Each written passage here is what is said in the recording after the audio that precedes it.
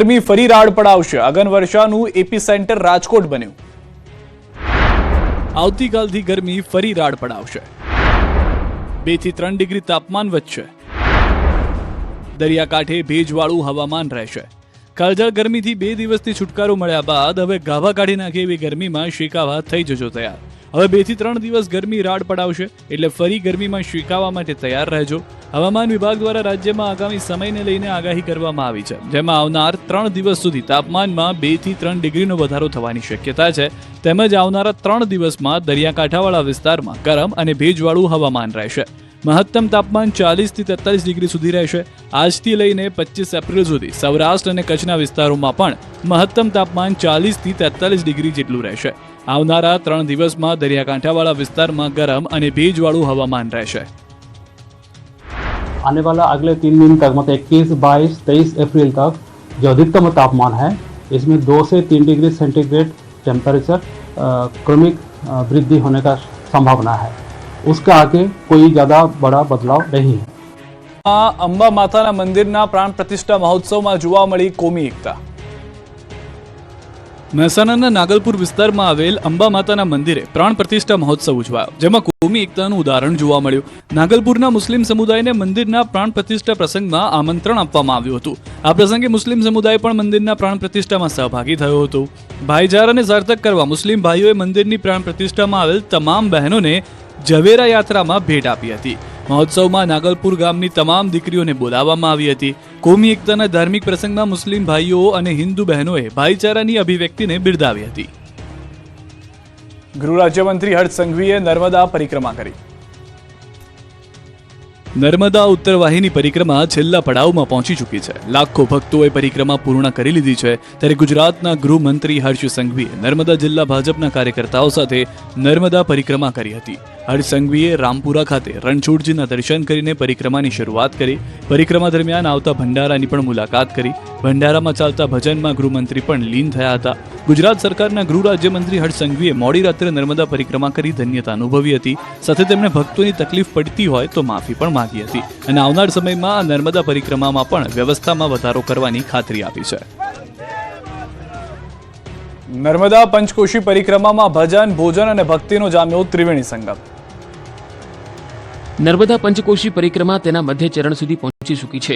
અત્યાર સુધી મોટી સંખ્યામાં લોકો પરિક્રમા કરવા પહોંચી ચૂક્યા છે. ત્યારે આ શનિ રવિના દિવસોમાં લોકોની ભીડ ઉમટવાની શક્યતાઓને લઈ તંત્ર પણ સતર્ક થઈ ગયું છે.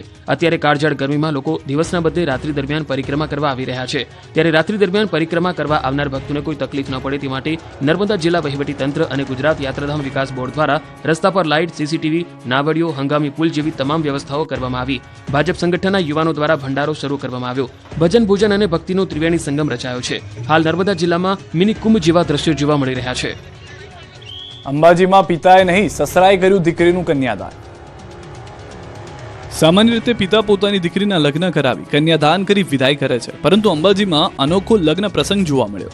અંબાજીમાં રહેતા પ્રવીણસિંહ રાણાએ પોતાની પુત્ર વધુ માટે બીજો પતિ શોધી સાસરે મોકલી. સસરાએ પિતાની ભૂમિકા નિભાવી. મહત્વનું છે કે રાજપૂત સમાજમાં પુનઃવિવાહનો રિવાજ જ નથી, પરંતુ પ્રવીણસિંહના પુત્રના 1.5-2 વર્ષ પહેલા લગ્ન થયા અને બાદમાં તેમના દીકરા સિદ્ધાર્થનું આકસ્મિક મોત થતા પુત્રવધુ એકલતા ભોગવી રહી હતી. બાદમાં તેના સસરાએ પુત્રવધુ માટે બીજો પતિ શોધી લગ્ન કરાવતા પુત્રવધુએ પણ ખુશીની લાગણી વ્યક્ત કરી. તેને જણાવ્યું કે સિદ્ધાર્થ સાથે લવ મેરેજ કર્યા હતા, પણ તેનો સાથ આટલા સુધી જ લખ્યો હશે તેમ માની બીજા લગ્ન માટે રાજી થઈ હતી. પોતાના સસરાએ બાંધેલા સંબંધને સ્વીકાર્યા હતા. આમ એક સસરાએ પિતાની ભૂમિકા નિભાવી અન્ય લોકોને પ્રેરણાદાયી બન્યા છે. હવે રેલવે એન્જિનમાં લોકો પાયલટને મળશે શૌચાલયની સુવિધા. રેલવેમાં કામ કરતા લોકો પાયલટ માટે ખુશીના સમાચાર આવ્યા છે. હવે રેલવે એન્જિનમાં લોકો પાયલટને મળશે શૌચાલયની સુવિધા. શૌચાલય ન હોવાથી રેલવે લોકો પાયલટને કલાકો સુધી યુરિન રોકીને બેસવું પડતું હતું, જેના કારણે યુરિનલ સમસ્યાનો સામનો કરવાનો વારો આવતો હતો. રેલવે એન્જિનમાં આધુનિક રૂપવાળું શૌચાલય બનાવાયું છે. સેન્સર સાથે કાર્યરત આ શૌચાલય પાણી વિના વાપરી શકાશે. આ શૌચાલય સંપૂર્ણ રીતે હાઇજેનિક છે. એન્જિનમાં યુરિનલ ફેસિલિટી સુવિધા બનતા ખાસ મહિલા લોકો પાયલટ માટે બનશે આશીર્વાદરૂપ. ત્યારે હવે એન્જિનમાં યુરિનલ ફેસિલિટી સુવિધા બનતા ખાસ મહિલા લોકો પાયલટને આનંદ વ્યક્ત કર્યો છે, તેમજ આ નિર્ણયને વધાવ્યો. પૈસા ખૂટી પડતા રાજકોટના પરિવારે કરી ચોરી. મુંબઈ ફરવા ગયા અને પૈસા ખૂટી પડતા રાજકોટના આખા પરિવારે કરી ચોરી. અજીબોગરીબ ઘટના બની છે વલસાડમાં. વલસાડ પોલીસે સિનિયર સિટીઝનને ટાર્ગેટ કરી ચોરી કરતી ગેંગ ઝડપી પાડી. આ ગેંગમાં 2 મહિલા અને 3 પુરુષો છે. વલસાડના શાકભાજી માર્કેટ પાસે એક મહિલાના ગળામાંથી સોનાની ચેઇન ચોરાઈ હોવાની ફરિયાદ દાખલ થઈ હતી, જે મામલે પોલીસે તપાસ હાથ ધરી. સીસીટીવી ફૂટેજ ચકાસ્યા, જેમાં ભોગ બનેલ મહિલા લારી પર વસ્તુ લઈ રહ્યા હતા. એ જ વખતે અન્ય 2 મહિલાઓ પણ તેમની સાથે દેખાઈ હતી અને ફરિયાદી મહિલાને વાતોમાં વ્યસ્ત કરી અને ચાલાકીપૂર્વક તેમના ગળામાં રહેલી સોનાની ચેઇનની ચોરી કરી ફરાર થઈ ગઈ હતી. પોલીસે વધુ તપાસ કરતા 2 મહિલાઓ સાથે અન્ય 3 લોકોને પણ ઝડપી પાડ્યા. પોલીસની તપાસમાં બહાર આવ્યું કે આ ગેંગમાં એક જ પરિવારના 3 સભ્યો સામેલ હતા, જેમાં ભાઈ, બહેન અને તેમની માતા પણ ચોરી કરવામાં સામેલ હતી. આ તમામ આરોપીઓ રાજકોટના રહેવાસી છે. તેઓ મુંબઈ ફરવા ગયા હતા અને ત્યાં પૈસા ખૂટી પડતા વળતા આવતા વલસાડમાંથી તેઓએ આ મહિલાને ટાર્ગેટ બનાવી આ દાગીનાની ચોરી કરી હતી. સુરતમાં બ્રાન્ડેડ કંપનીના નામે ડુપ્લિકેટ શેમ્પૂના વેચાણનો પર્દાફાશ. જાણીતા બ્રાન્ડના નામે ગ્રાહકોને નકલી શેમ્પૂ પકડાવી દેવાના રેકેટનો પર્દાફાશ સુરતની અમરોલી પોલીસે કર્યો. બ્રાન્ડેડ કંપનીના સ્ટીકર લગાવીને નકલી શેમ્પૂનું ઓનલાઈન પ્લેટફોર્મ પર વેચાણ થતું હતું, જેમાં એક સાથે એક શેમ્પૂ ફ્રી પણ આપવામાં આવતું હતું. સસ્તું મળતું હોવાની લાયમાં લોકો ઓનલાઈન ખરીદી કરતા હતા. તપાસમાં મોટો ખુલાસો થયો છે કે આ નકલીનું કૌભાંડ આજકાલથી નહીં પરંતુ છેલ્લા 8 વર્ષથી ધમધમતું હતું. ડેનિશ વિરાણી અને જેમિલ ગાબાણી નામના ભેજાબાજ ઠગબાજ આ રેકેટ ચલાવતા હતા. પોલીસે ગોડાઉન સેલ કરીને 16 લાખથી વધુનો મુદ્દામાલ જપ્ત કર્યો. ગોડાઉન પરથી એક ક્લાર્ક પકડાયો છે, જ્યાં મુખ્ય આરોપી બંને ફરાર છે. આ નકલી શેમ્પૂનું વેચાણ કરતા 2 મુખ્ય સૂત્રધારો વોન્ટેડ જાહેર કરવામાં આવ્યા છે. ગીર સોમનાથ જિલ્લામાં ટેકાના ભાવે ચણાની ખરીદી શરૂ કરવામાં આવી છે. સરકાર દ્વારા ખરીદી શરૂ થતા કોડીનાર ખાતે 20 જેટલા ખેડૂતો ચણા લઈ વેચવા પહોંચ્યા છે. માર્કેટ કરતા ટેકાનો ભાવ વધુ મળતા ખેડૂતોમાં ખુશીનો માહોલ છવાયો છે. 1130 રૂપિયા ચણાના ટેકાના ભાવ જાહેર કરાયા છે, જ્યારે ખુલ્લા બજારમાં રૂપિયા 1060 સુધી પ્રતિમણ ચણાનો ભાવ ચાલી રહ્યો છે, જેની સામે સરકાર દ્વારા 70 રૂપિયા વધુ ચૂકવવામાં આવી રહ્યા છે. આજે 20 ખેડૂતોના ચણા વેચાણ માટે આવ્યા છે. ખેડૂતોને બજાર કરતા ટેકાના ભાવ વધુ મળી રહ્યા છે. ત્યારે ખરીદ વેચાણ સંઘના પ્રમુખ દિલીપ મોરીએ જણાવ્યું હતું કે કોડીનાર તાલુકામાં 1030 ચણા અને રાયડો 609 ખેડૂતોએ રજીસ્ટ્રેશન કરાવ્યું છે, જ્યારે ગીર સોમનાથ જિલ્લામાં 13,307 ખેડૂતોએ ચણા માટે જ્યારે 3,777 ખેડૂતોએ રાયડાનું રજીસ્ટ્રેશન કરાવ્યું છે.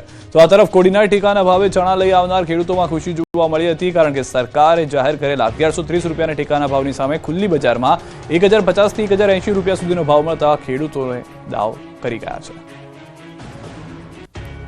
મુખ્યમંત્રી દિલ્હી મુલાકાતે પહોંચ્યા છે. દિલ્હીમાં પીએમ મોદી સાથે કરી છે મુલાકાત. સીએમ ભૂપેન્દ્ર પટેલે દિલ્હીમાં પીએમ મોદી સાથે કરી મુલાકાત. ગુજરાતના વિવિધ મુદ્દે કરી ચર્ચા. જમ્મુમાં ફસાયેલા તમામ ગુજરાતીઓ સુરક્ષિત. રસ્તો ક્લિયર થયા બાદ જ પરત આવી શકશે. જમ્મુ અને કાશ્મીરના રામબણમાં વાદળ ફાટવાની ઘટનાને લઈને અનેક ગુજરાતીઓ ફસાયા છે. ખરાબ હવામાનને કારણે ગુજરાતથી ત્યાં ગયેલી મુસાફરી ભરેલી બસ રસ્તા વચ્ચે અટવાઈ છે. મુસાફરોએ ગુજરાત સરકાર પાસે મદદની માંગ કરી. એ બાદ સરકારે તાત્કાલિક બચાવની કામગીરી શરૂ કરી. ગુજરાતના તમામ મુસાફરો સુરક્ષિત છે, જેથી પરિવારજનોએ હાશકારો લીધો. હાલમાં તમામ મુસાફરોએ આખી રાત બસમાં વિતાવ્યા બાદ વહેલી સવારે રામબણ આર્મીના કેમ્પમાં લઈ જવામાં આવ્યા છે, જ્યાં ચા નાસ્તા જમવાની વ્યવસ્થા કરવામાં આવી છે. રસ્તો ખુલ્લો થયા બાદ તમામને પરત મોકલવામાં આવશે. ફસાયેલા લોકોના પરિવારજનોએ તંત્રએ કરેલી ઝડપી કામગીરીથી સંતોષ વ્યક્ત કર્યો. ગુજરાતના 100 થી વધુ લોકો ફસાયા છે. સમગ્ર મામલે મુખ્યમંત્રી ભૂપેન્દ્ર પટેલ અને ગૃહ રાજ્યમંત્રી હર્ષ સંઘવી દ્વારા ગુજરાત પોલીસને જરૂરી પગલાં લેવા સૂચના પણ આપવામાં આવી છે. આરોગ્ય મંત્રી ઋષિકેશ પટેલે જામનગરની જીજી હોસ્પિટલની મુલાકાત લીધી. આરોગ્ય મંત્રી ઋષિકેશ પટેલે જામનગરથી જીજી હોસ્પિટલની મુલાકાત લીધી. જીજી હોસ્પિટલ ખાતે મુલાકાત દરમિયાન કેબિનેટ મંત્રી મુળુભાઈ બેરા, ધારાસભ્ય દિવેશ અકબરી, શહેર ભાજપ અધ્યક્ષ બીનાબેન કોઠારી સહિતના અગ્રણીઓ જોડાયા. અહીં આરોગ્ય મંત્રીએ હોસ્પિટલ સુધારો કરવા ખાતરી આપી. તેમણે કહ્યું કે આવનાર સમયમાં આધુનિકીકરણ સાથે સરકારી હોસ્પિટલ લોકોની સેવા માટે બનાવવામાં આવશે. સાથે જ હોસ્પિટલની કાયાપલટ કરવામાં આવશે. હોસ્પિટલનું આધુનિકીકરણ કરાશે, તેમજ સુવિધાઓમાં પણ વધારો કરવામાં આવશે. સામાન્ય જનતાને આરોગ્યને લગતી તમામ સુવિધાઓ મળી રહે તે માટે રાજ્ય સરકાર કટિબદ્ધ છે. સોનામાં તેજીનો તરખાટ આવ્યો. સુવર્ણકાળ 1 લાખની ઐતિહાસિક સપાટીએ પહોંચ્યું. વૈશ્વિક પરિસ્થિતિના પરિણામે સોનામાં તોફાની તેજી જોવા મળી રહી છે. માત્ર ગણતરીના દિવસોમાં જ સોનાનો ભાવ 1 લાખની ઐતિહાસિક સપાટીને પાર પહોંચી ગયો છે. જાણે સોનાનો સુવર્ણકાળ આવી ગયો હોય તેમ તે કૂદકે ને ભૂસકે સોનાના ભાવ વધતા 10 ગ્રામ સોનું હવે 1 લાખને પાર પહોંચી ગયું છે. અમદાવાદની સોની બજારમાં 10 ગ્રામ સોનાનો ભાવ 1 લાખ પર પહોંચી ગયો. સોનાના ભાવે નવી ઓલ ટાઈમ હાઈ સપાટી બનાવી છે. માત્ર 4 માસમાં જ 10 ગ્રામ સોનાના ભાવમાં 25,000 જેટલો વધારો થયો છે. અમેરિકાની ટેરિફ નીતિને કારણે ટ્રેડ વોરનો ભય વધી ગયો છે. આનાથી અર્થતંત્રનો વિકાસ દર ધીમો પડી શકે છે. વૈશ્વિક મંદીની આશંકા પણ વધી ગઈ છે. આવી સ્થિતિમાં લોકો સોનામાં રોકાણ વધારી રહ્યા છે. મંદીના સમયમાં સોનાને સલામત રોકાણ માનવામાં આવે છે.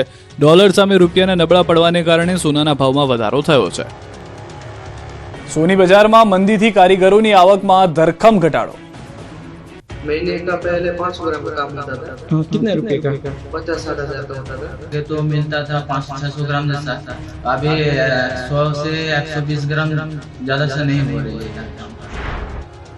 આ વ્યથા છે રાજકોટની સોની બજારમાં કામ કરતા કારીગરોની. કેમ કે સોનાનો ભાવ આસમાને પહોંચી જતા હાલ સોની બજારમાં મંદીનો માહોલ છે. લાખ રૂપિયા તોલું સોનું લેવા હાલ કોઈ તૈયાર નથી. લગ્નની સિઝન પણ ન હોવાથી લગ્ન સરાની ખરીદી નથી, એટલે ઘરેણાં બનતા નથી. છેલ્લા 3 માસથી સોની બજારમાં કાગડા ઉડી રહ્યા છે, જેની સીધી સોની બજારમાં કામ કરતા બંગાળી કારીગરો પર પડી છે અસર. છેલ્લા 3 માસથી ઘરેણાં બનાવતા કારીગરોની આવકમાં 50% જેટલો ઘટાડો થયો છે. જે કારીગરો 2-3 મહિના પહેલા મહિને 50 થી 60 હજાર રૂપિયા કમાતા હતા, દરરોજ 500-600 ગ્રામ જેટલું કામ મળતું હતું, તે જ કારીગરોને હવે દરરોજ માંડ 100 ગ્રામ જેટલું કામ મળે છે. આવક પણ ઘટીને 25 થી 30 હજાર થઈ ગઈ છે, જેથી ઘર ચલાવવાના પણ ફાફા થઈ ગયા છે. સ્થિતિ એટલી ખરાબ છે કે પહેલા જે જગ્યાએ 6 જેટલા કારીગરો કામ કરતા હતા, ત્યાં અત્યારે માત્ર 3 જેટલા કારીગરો કામ કરે છે. મંદીના કારણે કારીગરો પોતાના વતનમાં પૈસા મોકલી શકતા નથી. ટોલ પ્લાઝાથી 155 કિલોમીટર દૂર ઘરના પાર્કિંગમાં કાર પડી હતી, છતાં ટોલ ટેક્સ કપાયો. સુરતમાં ટોલમાં જોલ થયો. સુરતથી ટોલ ટેક્સનું કૌભાંડ સામે આવ્યું છે. સુરતના એક એપાર્ટમેન્ટમાં પાર્કિંગમાં પાર્ક કરેલી કાર 155 કિલોમીટર દૂર વડોદરાના ટોલ ટેક્સ પર ફાસ્ટેગથી ₹160 કપાઈ ગયા હતા. રઘુવીર સેફ્રોન એપાર્ટમેન્ટમાં બેઝમેન્ટ પાર્કિંગમાં કાર પડી હતી, છતાં ટોલ ટેક્સ કપાઈ ગયો. આ અંગેનો કાર માલિકને મોબાઈલમાં મેસેજ મળતા તેઓ ચોંકી ઉઠ્યા. બાદમાં આ મામલે અલથાણ વિસ્તારમાં આવેલા રઘુવીર સેફ્રોન એપાર્ટમેન્ટમાં રહેતા વેપારી વિમલેશ તાતરેએ NHAI અને ફાસ્ટેગ એકાઉન્ટ સાથે સાઉથ ઇન્ડિયન બેંકમાં ફરિયાદ નોંધાવી. બંને જગ્યાએથી યોગ્ય જવાબ ન મળતા તેઓ પોલીસ કમિશનરને લેખિત ફરિયાદ આપવા પહોંચ્યા, પણ પોલીસે ફરિયાદ લેવાનો ઇનકાર કરી દીધો. ત્યારે સવાલ એ છે કે ઘરે કાર હોવા છતાં કેવી રીતે ટોલ કપાયો. અમદાવાદમાં ખાનગી શાળાના વળતા પાણી સરકારી શાળામાં પ્રવેશ માટે લાગી લાઈન. ખાનગી શાળામાં બાળકોને ભણાવવાના ગાડરિયા પ્રવાહ વચ્ચે અમદાવાદના પોશ વિસ્તારમાં ઉલટી ગંગા વહી છે. દેખાદેખીમાંથી બહાર નીકળી વાલીઓ ફરી સરકારી શાળા તરફ વળ્યા છે. સરકારી સ્કૂલમાં વાલીઓને પોતાના બાળકોના એડમિશન લેવા માટે પડાપડી કરી રહ્યા છે. અમદાવાદની સરકારી શાળાઓમાં એડમિશન માટે વાલીઓની લાઈન લાગી રહી છે. છેલ્લા 10 વર્ષમાં 55,000 જેટલા વિદ્યાર્થીઓએ ખાનગી શાળા છોડી સરકારી શાળાઓમાં પ્રવેશ મેળવ્યો હતો. અમદાવાદની પૂર્વ અને પશ્ચિમ વિસ્તારમાં આવેલી અમદાવાદ મ્યુનિસિપલ કોર્પોરેશન સંચાલિત સ્કૂલ બોર્ડની શાળાઓમાં વાલીઓનો ધસારો એડમિશન માટે જોવા મળ્યો. થલતેજ વિસ્તારની એએમસીની શાળા નંબર 2 અનુપમ શાળામાં પણ પ્રવેશ માટે ધસારો જોવા મળ્યો. થલતેજની શાળામાં પ્રવેશ માટે 35 જેટલા વિદ્યાર્થીઓનું વેઇટિંગ લિસ્ટ છે. ગત વર્ષે 65 વિદ્યાર્થીઓએ ખાનગી શાળામાંથી સરકારી સ્કૂલમાં એડમિશન લીધા હતા. સ્કૂલ બોર્ડ દ્વારા તૈયાર કરાયેલી અદ્યતન સ્માર્ટ સ્કૂલના કારણે અને સુવિધાના કારણે શાળાઓમાં પ્રવેશ માટે ધસારો વધી રહ્યો છે. ઉનાળામાં જ પાણીની સમસ્યા વિકટ બની છે. કેટલાક વિસ્તારોમાં પાણી ન આવતું હોવાની ફરિયાદો ઉઠી છે. અનેક વખત રજૂઆતો કરવા છતાં પાણીનો પ્રશ્ન હલ નથી થતો. અંબાજીના બ્રહ્મપુરી વિસ્તારમાં 4 થી 5 દિવસે પાણી અપાય છે, અને તેમાં પણ માત્ર 5 થી 7 મિનિટ જ પાણી અપાતા તે વિસ્તારના લોકોને 1 કે 2 બેડા જ પાણી મળી રહે છે, જેમાં પીવાનું પણ પાણી પૂરતું નથી મળતું. પાણીની સમસ્યાને લઈને મહિલાઓએ માટલા ફોડી તંત્ર સામે રોષ વ્યક્ત કર્યો. આ વિસ્તારમાં પસાર થતી પીવાના પાણીની લાઈન સાર્વજનિક ગટરમાંથી પસાર થતી જોવા મળી રહી છે, જેના પગલે નળમાં આવતા પાણી પણ ગંદુ હોવાનું જોવા મળ્યું. તો આ તરફ વહીવટીદારે આ સમગ્ર મામલે પ્રશ્નનું નિરાકરણ લવાશે તેવી વાત કરી છે. વીએસ હોસ્પિટલમાં ક્લિનિકલ ટ્રાયલ કૌભાંડ મામલો. સામાન્ય સભા પહેલા વિપક્ષ દ્વારા નોંધાવ્યો વિરોધ. પ્રતિકાત્મક રાવણના 10 માથાવાળા ડોક્ટર કરાયા તૈયાર. વિપક્ષ નેતા સહિત કાઉન્સિલરોએ નોંધાવ્યો વિરોધ. વિપક્ષ દ્વારા સત્તા પક્ષને 8 સવાલો પૂછવામાં આવ્યા. કૌભાંડ પગલે એએમસી દ્વારા 8 ડોક્ટરોને કરાયા છે સસ્પેન્ડ. વિપક્ષ નેતાઓએ કરી પોલીસ ફરિયાદની માંગણી. કસૂરવાર સામે પોલીસ ફરિયાદ દાખલ કરવા માંગ. સુપ્રિન્ટેન્ડન્ટને સસ્પેન્ડ કરવા પણ માંગ કરાઈ છે. તો વિપક્ષ સામે કમિશનરે કહ્યું કે હોસ્પિટલમાં એથિક્સ કમિટી ડોક્ટરોએ સ્વયંભૂ બનાવી હતી અને કોઈની મંજૂરી લેવાઈ નહોતી. ડોક્ટર તેમજ સુપ્રિન્ટેન્ડન્ટે અંદર કમિટી બનાવી હતી, કોઈ મંજૂરી લીધી ન હતી. કઈ કંપની કયા છે, દર્દી છે, તેની માહિતી મળી લેવાઈ રહી છે. જે દવાઓ ટ્રાયલ થઈ છે તેથી એક્સપર્ટને સાથે રાખી તપાસ થશે. સાથે જો કંપનીઓની સંડોવણી હશે તો કાર્યવાહી કરીશું.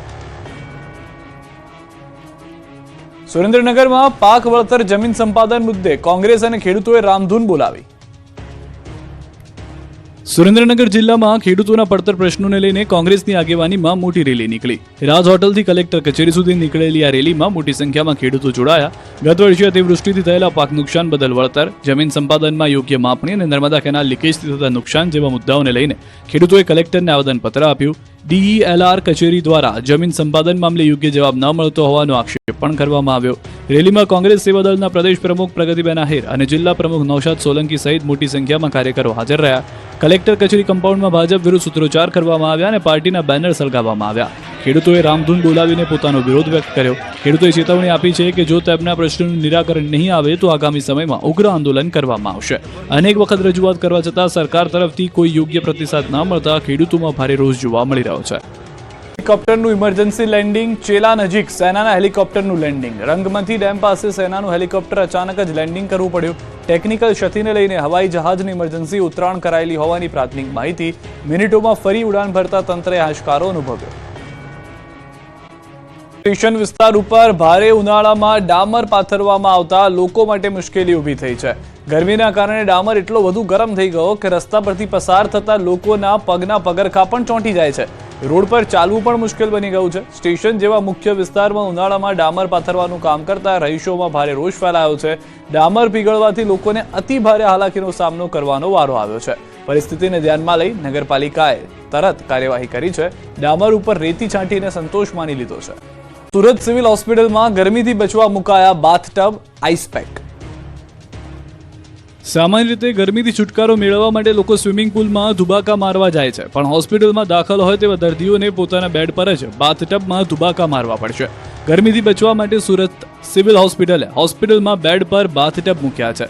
કાળઝાળ ગરમી વચ્ચે હીટસ્ટ્રોકના દર્દીઓ આવવાની સંભાવના વધી છે. તેથી સ્મીમેર હોસ્પિટલમાં આગોતરું આયોજન કરાયું. ગરમીમાં હીટસ્ટ્રોકના દર્દી માટે અનોખી સારવાર વ્યવસ્થા કરવામાં આવી. હીટસ્ટ્રોકના દર્દીઓ માટે બેડ પર બાથટબ મુકાયા. દર્દીને આ રીતે સારવાર આપવાથી જલ્દી સાજો થવાનો હોસ્પિટલે દાવો કર્યો. ઉપરાંત હોસ્પિટલમાં ઇમરજન્સી વિભાગમાં AC અને આઈસ પેકની વ્યવસ્થા કરાઈ.